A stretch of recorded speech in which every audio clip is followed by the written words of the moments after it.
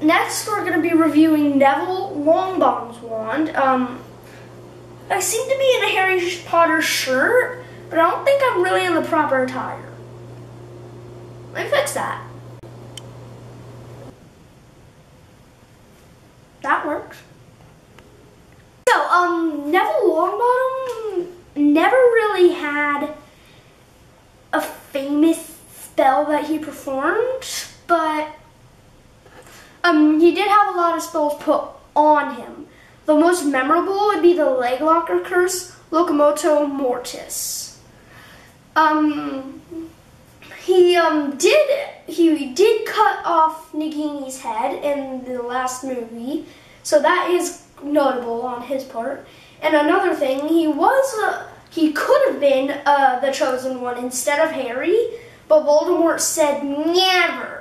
And it's a very well-made wand. It looks basically just like the original. Do you love the fade? Yeah, I like the nice fade from green to brown. Nice base color brown. That is beautiful. Let me show. Less fingers. Yeah. Okay. And it has an amazing texture, good grip strength here.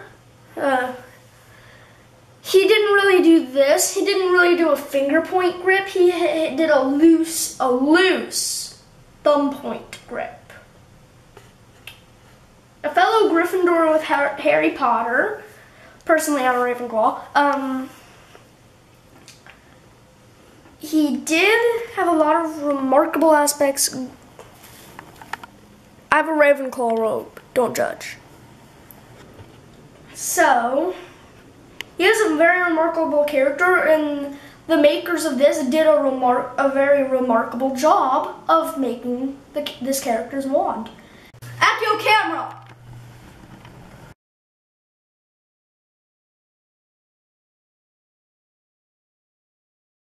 My wand case can no longer hold all of my wands, so I've decided I'm going to make a little place to put all my wands. This bar is going to be cut every 1.5 inches to make room for each of the wand. I'm going to drill a hole straight down. I was just looking for a 1x1 in the garage, and I found this old piece of wood that is actually very decorational, and it's going to hang up on the wall beautifully and hold all of the wands all the way across. I think I'll be able to get 23 wands onto this piece of wood.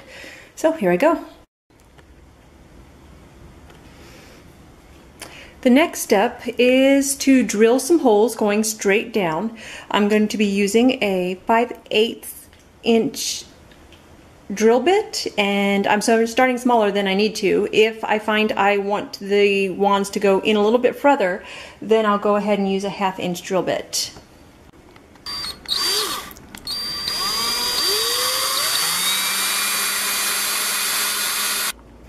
Once I got all the holes drilled, then I gave it a light sanding.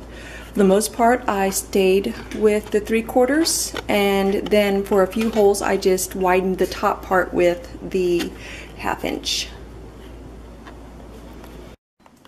I'm really liking the way this is looking, but I can see that I'm going to have to make individual drill sizes. So I'm going to decide where I want each wand and widen some of the holes.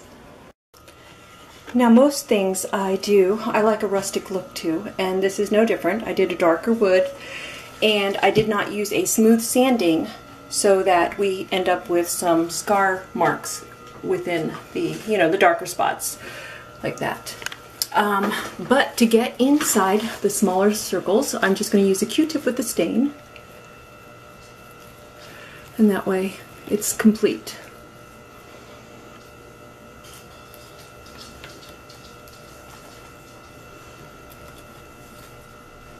Here's the wand rack completed. I've left some spaces here for when I get more wands.